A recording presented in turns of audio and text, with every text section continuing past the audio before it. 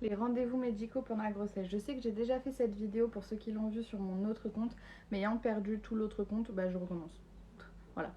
Donc les rendez-vous pour la grossesse. Au début, on ne sait pas trop quoi faire. Alors vous avez deux options après avoir fait le test urinaire. Soit vous allez chez votre médecin traitant pour vous prescrire la prise de sang qui confirmera votre grossesse et qui pourra à peu près la dater.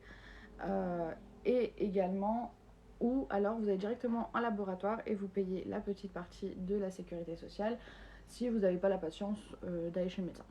Je referai aussi du coup toutes les autres vidéos sur la grossesse que j'avais pu faire sur mon autre compte et encore plus que j'avais prévu de faire mais que j'ai pas pu faire parce que j'ai pas eu le temps sur ce compte-ci. Donc n'hésitez pas à vous abonner pour voir les épisodes suivants.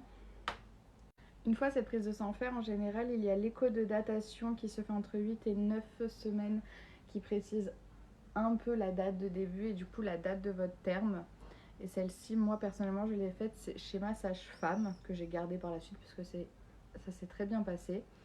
Et après ça, on a la T1. Cette T1, je pense que j'expliquerai dans un autre épisode vraiment à quoi elle sert et comment ça se déroule pour que vous puissiez me comprendre. Ensuite de ça, au niveau du deuxième trimestre, une fois avoir fait la T1, on passe au deuxième trimestre. Donc au niveau du deuxième trimestre, il y aura la T2 et également le test de glycémie pour savoir si vous avez du diabète de grossesse ou non. Donc c'est un test qui n'est pas très agréable mais que personnellement j'ai fait qui m'a permis de déceler un diabète gestationnel.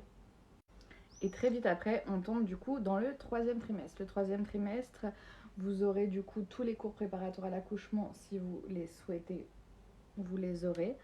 Et vous aurez également du coup l'écho T3, l'écho de 36 semaines en général, je crois qu'ils la font pour tout le monde, mais en tout cas pour les personnes qui ont du diabète, je sais que c'est obligatoire parce qu'ils vérifient la taille de bébé. Et il y aura également au 8e mois le rendez-vous chez l'anesthésiste pour potentiellement une péridurale et voir du coup avec lui qui puisse déjà s'organiser pour votre accouchement. Comme ça, le jour où vous arrivez à la maternité, il n'a pas besoin de tout reprendre, il sait déjà, il ressort votre dossier et au moins il peut faire son travail sans vous embêter. Après tous ces moments, il y a également quelque chose que nous avons fait qui nous paraissait pratique, c'était la reconnaissance anticipée de paternité. Donc c'est monsieur qui doit aller à la mairie. Si vous voulez l'accompagner, vous pouvez. Moi, je l'ai accompagné personnellement parce qu'il avait besoin notamment de ma pièce d'identité pour reconnaître son enfant du coup en avance et ça facilitera les démarches après accouchement. Ce document-là sera utile du coup à la maternité. Nous, on l'a eu en 2 exemplaires, donc on en a donné également un à son patron pour que pour le congé de paternité, il y ait moins de difficultés, que son patron ne puisse pas trop l'embêter.